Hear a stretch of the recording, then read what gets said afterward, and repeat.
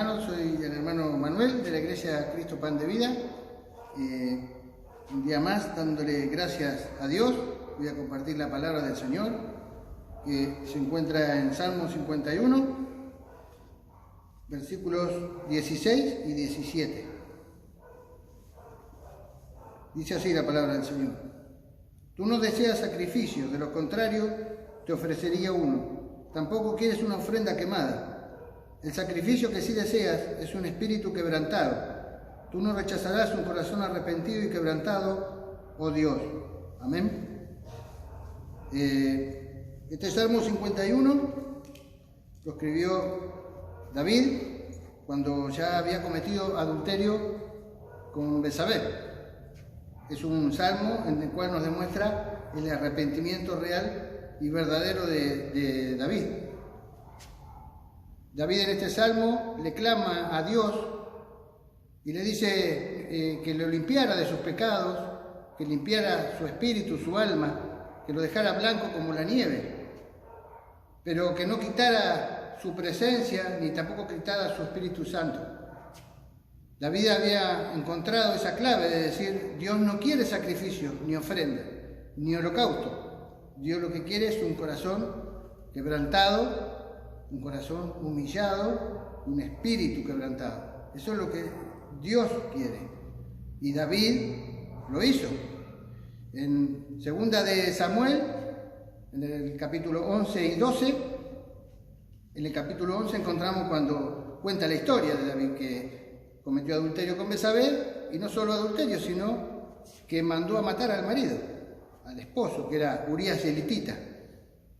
Y el pecado en David había entrado hasta lo profundo de su corazón, pero tan profundo que lo había cegado. Entonces David no se dio cuenta, lo que nos puede pasar también a muchos, que perdió su relación con Dios, dejó de escuchar a Dios, dejó de ver a Dios, dejó de obedecer, de tener temor de Dios, porque el mismo pecado lo había cegado. El pecado entra hasta lo profundo del corazón. Entonces en el capítulo 12, Dios envía a su profeta, que es Natán. ¿Para qué? Para que le hablara. Y Natán, cuando está con el rey David, le cuenta una historia. Le dice que había un hombre rico y un hombre pobre. El hombre rico tenía muchas ovejas, mucho ganado. Y el pobre tenía una sola, que la crió como su propia hija. Comía de su mismo plato y bebía de su mismo vaso. El rico tuvo invitados un día en su casa y en vez de matar o sacrificar un animal de su ganado, fue y le robó al pobre la única oveja que tenía. La sacrificó y le dio de comer a sus invitados. Y David dijo: ese hombre, el hombre que hizo eso, debe morir, merece la muerte, dijo. Y el profeta le dijo: ese hombre eres tú. Y ahí fue cuando el velo se le salió a David, y ahí pudo ver que realmente había fallado a Dios, que había pecado gravemente contra Dios, porque estaba cegado. Pero David, ¿qué hizo? Se arrepintió, humilló su espíritu ante Dios, se quebrantó, se vistió de luto, se vistió con tela áspera, y Dios escuchó su oración y vio su arrepentimiento verdadero. Y dice la Biblia que Dios tuvo misericordia de él, le perdonó la vida, porque no lo mató. O sea, ese es el poder de un corazón quebrantado. Eso es lo que quiere Dios, con todos. Y David, después, la historia continúa, él pagó el precio, porque después murió su hijo. Él pagó el precio, el resultado del pecado, la consecuencia la pagó. Pero Dios le perdonó su vida. Cuando Dios a nosotros nos creó a su imagen y semejanza. Nos creó para que lo adoremos. Después viene la caída de la raza humana, porque entra el pecado. Con el pecado entró el orgullo, la soberbia, la altivez, la envidia, la ira, todo lo que no es de Dios, todo lo que a Dios no le agrada. Eso entró con el pecado. Pero Dios a cada uno de nosotros nos dio un propósito divino y un plan divino. Él tiene un propósito divino y un plan divino con todos nosotros, con los que son niños, con los jóvenes, con los adultos, con los ancianos, seas varón o seas mujer, con todos. Esa es la voluntad de Dios, que se cumpla su plan y su propósito divino. Esa es la voluntad de Dios, pero hay un obstáculo muy grande que a veces impide la voluntad de Dios. Y ese obstáculo tan grande que hay, uno de los tantos, es un corazón no quebrantado. Porque un corazón no quebrantado rechaza el cambio que propone Dios. No lo quiere. Rechaza, un corazón no quebrantado rechaza, por ejemplo, consagrarse. Un corazón no quebrantado no quiere buscar a Dios. Un corazón no quebrantado no quiere servir a Dios. Entonces es como que es un obstáculo para la voluntad de Dios, a diferencia de un corazón que sí está quebrantado o un espíritu humillado ante Dios. Esa es la gran diferencia. Porque un corazón realmente rendido a Dios, un corazón quebrantado, es un corazón que está sometido a Dios, un corazón que está rendido a Dios, un corazón que está humillado a Dios y un corazón que ha cedido su voluntad. ¿A quién? A Dios. Porque humillarse en lo espiritual y en las cosas de Dios, humillarse significa ceder mi dependencia a la dependencia de Dios. Ya no dependo por mí, dependo de Dios. Y quebrantado significa ceder mi voluntad a la voluntad de Dios. Entonces mi dependencia y mi voluntad ya es de Dios, no es mía. Por eso que para cada cambio tiene que haber una muerte de nosotros mismos. Eso es lo que propone Dios, y esa es la gran diferencia de un corazón humillado y quebrantado ante Dios a uno que no está quebrantado, porque alguien que no se humilla ante Dios funciona en forma independiente, funciona en forma independientemente de Dios, no depende de Dios, funciona por sí mismo, porque no quiere doblegarse, no quiere, y esa es la raza humana caída, porque es el orgullo, es la soberbia, el altivez. Y esas personas que hacen, ¿no? Yo creo en Dios, lo dicen abiertamente, yo creo en Dios, yo vengo a la iglesia, yo diezmo, yo ofrendo, pero hasta ahí nomás. Yo no, es un rato, las cosas de Dios es un rato, no todo el día. Hasta ahí nomás, porque después es fanatismo. Eso es un corazón no quebrantado, porque no está rendido a Dios, no está sometido. En la Biblia hay muchas historias de hombres, de mujeres, de reyes, de profetas que han sido usados por Dios y han tenido que quebrantarse adelante de Dios, humillarse adelante del Señor. En Segunda de Reyes, capítulo 20, está Ezequías. Ezequías había enfermado, dice que tenía una enfermedad muy grave, y lo fue a visitar el profeta Isaías, hijo de Amós, y le dijo: pon las cosas en orden, porque te vas a morir. Era un mensaje de Dios.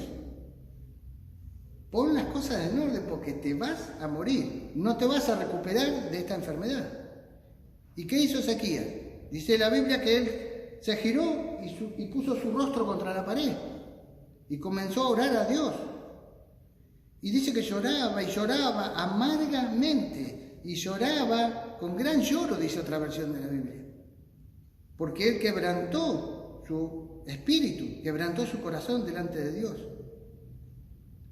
Y dice que Isaías se iba y no alcanzó a llegar al patio del palacio, y Dios le habló nuevamente a su profeta y le dijo: vuelve, porque yo he oído la oración de Ezequías y he visto sus lágrimas y he visto que se humilló ante mí, así que le voy a perdonar la vida y le añado 15 años más. Ese es el poder de un corazón quebrantado, que puede hacer que Dios se retracte o no, es la voluntad de Dios. pero tenemos varios casos que Dios ha retractado. Jonás, Dios lo mandó a Nínive, que era la capital de Asiria. Nínive no tenía profeta, era idolatría, lleno de pecado. Conocemos toda la historia de Jonás, pero cuando llegó Jonás, Dios le dijo: profetiza, anuncia y declara que dentro de 40 días los voy a destruir. Y dice que desde el más importante hasta el menos importante, ayunaron. Y cuando el rey se enteró, decretó ayuno desde el rey hasta el último animal, porque eran no solamente los habitantes, sino todos los animales, durante 40 días. Y en el decreto decía que había que ayunar y orar a Dios todos los días, para ver si Dios tenía misericordia. Para ver si Dios, no era algo seguro, era para ver si Dios tenía misericordia. ¿Y qué pasó? Dios no lo destruyó, porque Dios vio todo un pueblo humillado. Hasta los animales estaban en ayuno. Ese es el producto de los corazones quebrantados. David había pecado, pero también tenemos otros casos de gente que ha tenido que quebrantar solamente por pedir o rogarle algo a Dios, un milagro, una sanación. No es solamente en el arrepentimiento por un pecado. Quebrantar nuestro corazón a Dios es siempre, cada vez que nos pongamos delante de su presencia. En Primera de Samuel, nosotros tenemos capítulo 1, capítulo 2 y capítulo 3. En esos 3 capítulos, todos los que están de protagonistas, por así decirlo, cada uno nos representa a nosotros hoy en día. Entonces vamos a ir por orden, porque está Elcana, Penina, Ana, Elí, los 2 hijos de Elí, un varón de Dios que no dice quién era el nombre, y Samuel. Ahora, vamos a ir por orden. En el primer capítulo, Elcana tenía de esposas a Penina y a Ana. Penina le había dado hijos a su esposo, Ana no, porque Ana era estéril. Entonces Penina, ¿qué hacía? La deshonraba, se burlaba, porque ella no iba a poder tener hijos. Y un día dice que Ana fue al tabernáculo a orar a Dios. En la puerta del tabernáculo estaba Elí, porque Elí era sacerdote y estaba a cargo de todo el tabernáculo. Y ella entró al altar y comenzó a orar a Dios. Y también dice la Biblia que lloraba amargamente, con gran lloro. Quebrantó su corazón delante de Dios y su espíritu, pidiéndole y rogándole a Dios, porque a Dios se le ruega, rogándole a Dios que le diera un hijo. Y que si él le daba un hijo, si él escuchaba su petición, ella se lo iba a consagrar.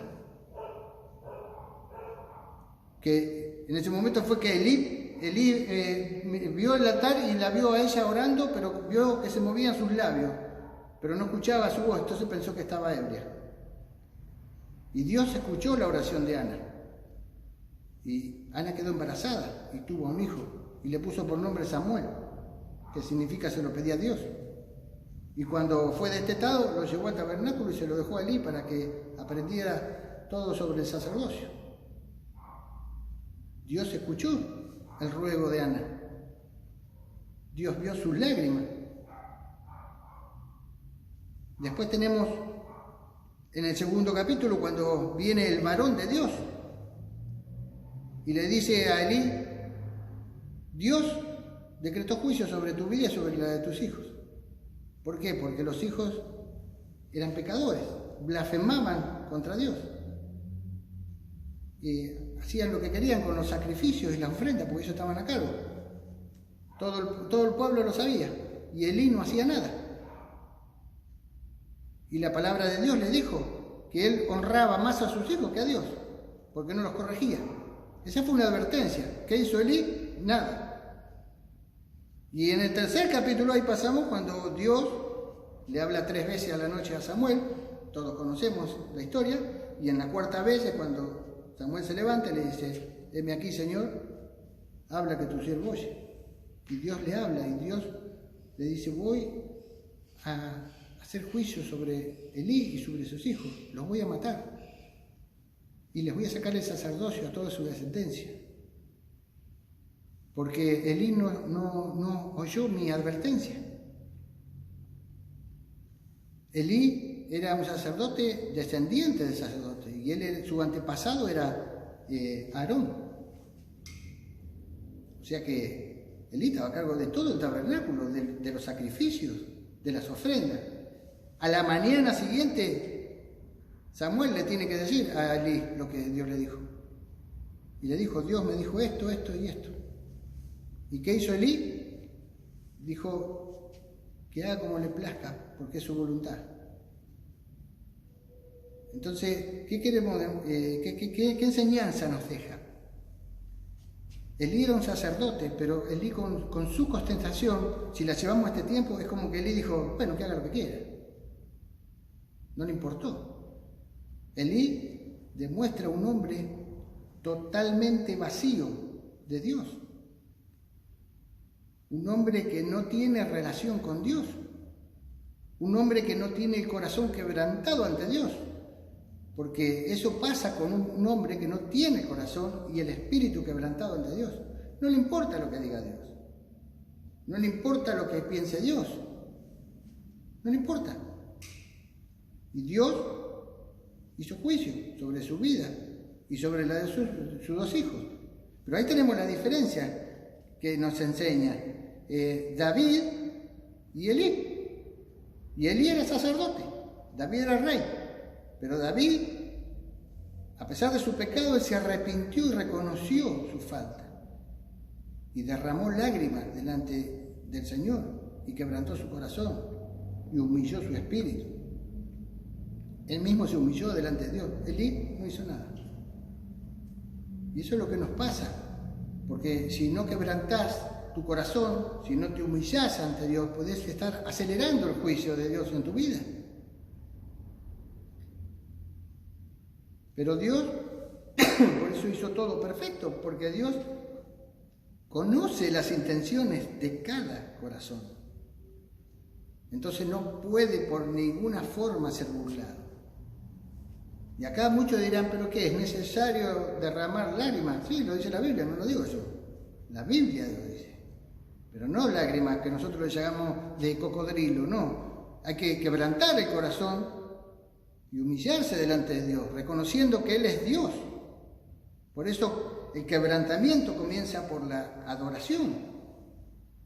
Por eso Dios busca adoradores en espíritu y en verdad, que significa adorar a Dios por lo que es. Él es el soberano.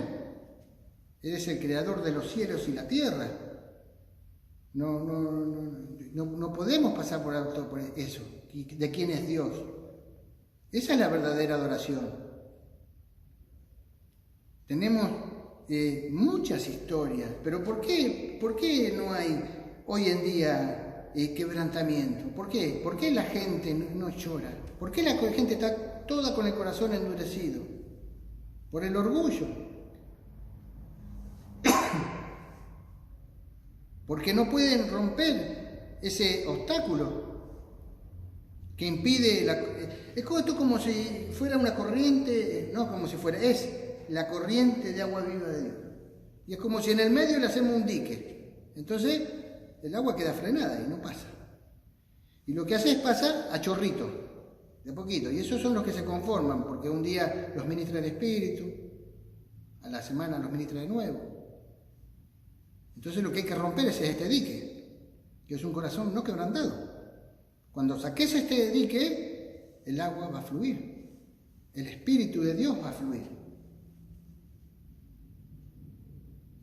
Y todos hablamos del avivamiento, sí, pero ¿por qué no hay avivamiento hoy en la iglesia? ¿Por qué había en la iglesia primitiva y ahora no? ¿Cuál es la diferencia? ¿Que esos hombres eran sobrenaturales? ¿Eran diferentes a nosotros? ¿Eran de otra tierra? No. No.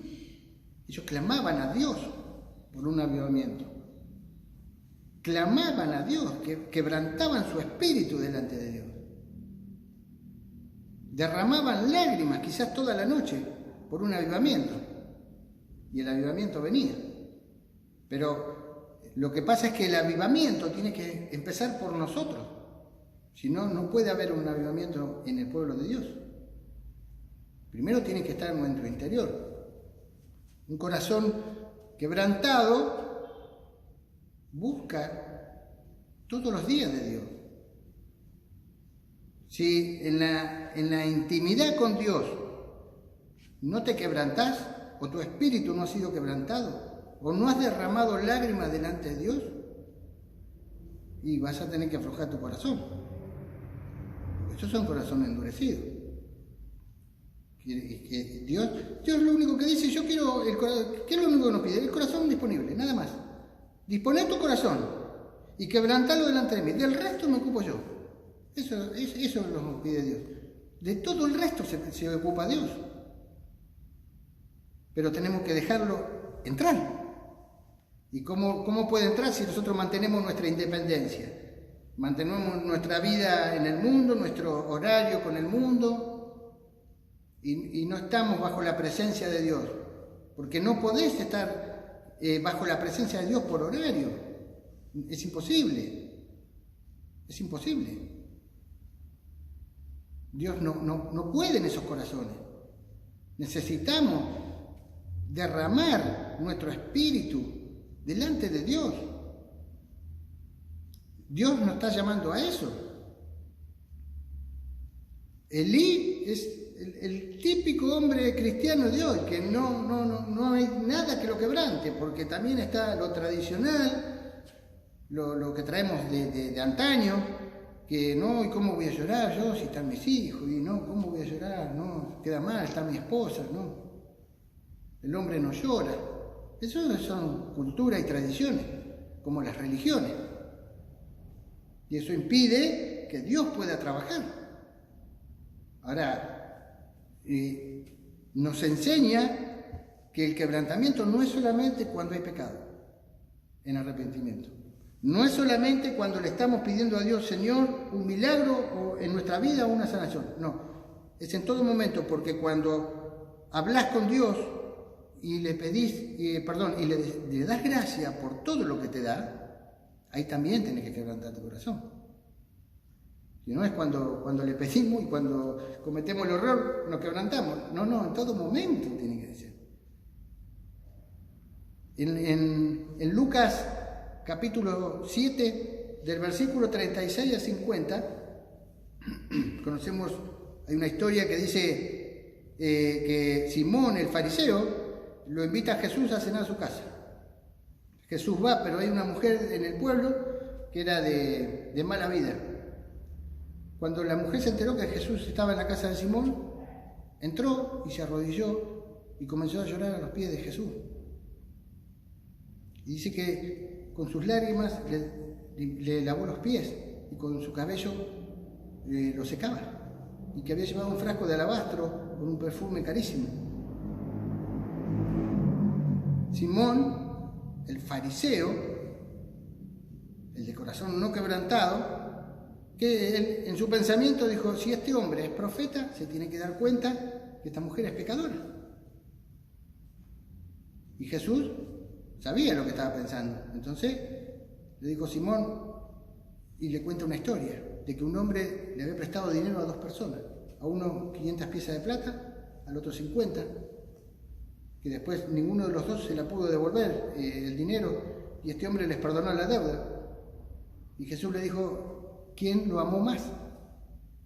Y Simón, el fariseo, en su sabiduría humana, en su intelecto, porque ellos sabían todo lo que era la ley, ¿qué dijo? Y el que más le debía. Le dijo Jesús, correcto. Esta mujer, mira a esta mujer, dijo, el amor de esta mujer. Cuando yo entré, no me diste ni siquiera agua para lavar mis pies y quitar el polvo de ellos. Pero esta mujer ha lavado mis pies con sus lágrimas y los ha secado con su cabello. Cuando yo entré no me saludaste con un beso. Esta mujer no ha dejado de besar mis pies.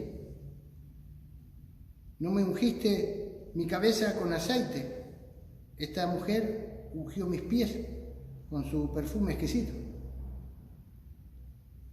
tiene muchísimos pecados, pero de cierto te digo que hoy han sido todos perdonados. Ahora, ¿qué vio Simón? El fariseo, el de corazón duro, el que no tenía nada de Dios adentro de él. ¿Qué vio? Él vio a una mujer pecadora y vio a una prostituta. ¿Y Jesús qué vio? Jesús vio un espíritu quebrantado y un corazón contrito y humillado delante de él. Y le perdonó todos sus pecados. Fíjense en la diferencia. Esa es la gran diferencia. Por eso necesitamos tener un corazón acorde a lo que Dios nos pide. Yo leía, en algún lado lo leí, que desde el 20 de marzo hasta el 20 de abril, por decir una fecha, ¿no? En ese mes, el versículo de la Biblia que más se usó fue Segunda de Crónicas, capítulo 7, versículo 14, que dice: si mi pueblo se humillare y orare y buscare mi rostro y se apartare de toda conducta perversa, yo lo oiré de los cielos y perdonaré todos sus pecados y restauraré su tierra. Fue el versículo más usado. Obviamente que fue cuando ocurrió todo esto, cuando comenzó la pandemia, la cuarentena. Pero la pregunta es, en estos 3 meses que pasaron, ¿nadie se humilla? ¿Nos dejamos de humillar? ¿Nos humillamos un mes? Y esto también me hacía acordar de una prédica de la pastora, que una vez dijo de los que ponen versículos en las redes sociales, que no está mal. Pero es muy fácil copiar y pegar, copiar y pegar, copiar y pegar. Yo puedo poner un versículo en la Biblia, sí, está bien, pero siempre y cuando yo ponga por obra la palabra. Si yo pongo por obra la palabra, ese el mismo espíritu, el que lo lee, lo va a recibir y va a ser de bendición. Ahora, si yo solamente quiero, para que me vean, copiar y pegar, y pongo versículos y no los vivo, no vivo la palabra de Dios, eso es un corazón no quebrantado, es un corazón duro, es un corazón hipócrita, es un corazón que ante Dios todo queda a la luz. Es muy fácil copiar y pegar, en el Facebook, en el Instagram, en el WhatsApp, pero lo ponemos por obra. ¿Te estás humillando delante de Dios? ¿Qué pasa con ese versículo? ¿Dónde está el pueblo de Dios que se tiene que humillar ante Él para pedir misericordia? ¿Dónde está? Si Dios está buscando un pueblo que se humille. Si Dios hoy nos preguntara, ¿cuándo fue la última vez que te humillaste ante mí? ¿Qué le vamos a contestar? Yo sé lo que le tengo que contestar, pero el resto, ¿qué le vamos a contestar? Si Dios te pregunta, ¿cuándo fue la última vez que quebrantaste tu corazón delante de mí? ¿Qué le vamos a decir? Ante Dios estamos desnudos. ¿Qué le vamos a decir? O tenemos que hacer memoria, y no, que no quebranto, y no de hace como un mes, hace 15 días, hace 20 días. No es necesario tener una música de fondo para que te puedas quebrantar. Si te despertás a las 3 de la mañana porque el Señor te levanta y te quebranta en la intimidad, eso es lo que busca Dios, porque Dios quiere hablarte. Pero necesita romper ese obstáculo, pero no lo necesita, Él si quiere lo rompe, pero quiere que lo hagamos nosotros, que nosotros nos humillemos. Tenemos que humillarnos delante de Dios y dejar de ser nosotros. Ya no somos más nosotros, es Dios. Es Dios. ¿Por qué? ¿Qué hacía Jesús cuando estuvo en este mundo? Vivía orando al Padre, porque necesitaba dirección y era el Hijo de Dios. ¿Cuánto más nos queda a nosotros? Jesús lloraba amargamente también, lágrimas de sangre derramaba en la oración. Pero Él sabía quién era el Padre. Pareciera que nosotros no lo tenemos en claro todavía, que es Dios, el creador de todas las cosas. Es quien, el Dios dice, yo restauré tu vida, restauré tu familia. te restauré la finanza, te restauré el trabajo, te restauré tu salud. ¿Por qué no te estás humillando delante de Dios? ¿Qué es lo que lo impide? La soberbia, el orgullo, la altivez. Que un corazón quebrantado le dice, no, la persona que tiene un corazón quebrantado no busca el aplauso de la gente, busca la gloria de Dios. La persona que tiene un corazón quebrantado no busca agradar a las personas, busca agradar a Dios y busca estar todos los días en su presencia, porque necesita de su presencia. Eso es un avivamiento interno. Necesitas de estar bajo la presencia de Dios todos los días y cada vez te lleva a más y a más. No 3 veces a la semana, no. Un corazón no quebrantado es una persona que primero pone el yo. Dios me usa porque yo soy inteligente, entonces Dios, esa virtud. No, hermano, Dios es primero. Que esta palabra les sea de bendición, que Dios pueda hacernos meditar esta noche a través de esta palabra y que le podamos contestar a Dios con la verdad, porque Él la sabe, pero espera que nosotros le contestemos. ¿Cuánto hace que no te humillas ante Dios? ¿Cuánto hace que no quebrantas tu corazón ante Dios? Que Dios los bendiga y nos vemos en la próxima palabra del Señor, si Él lo dispone.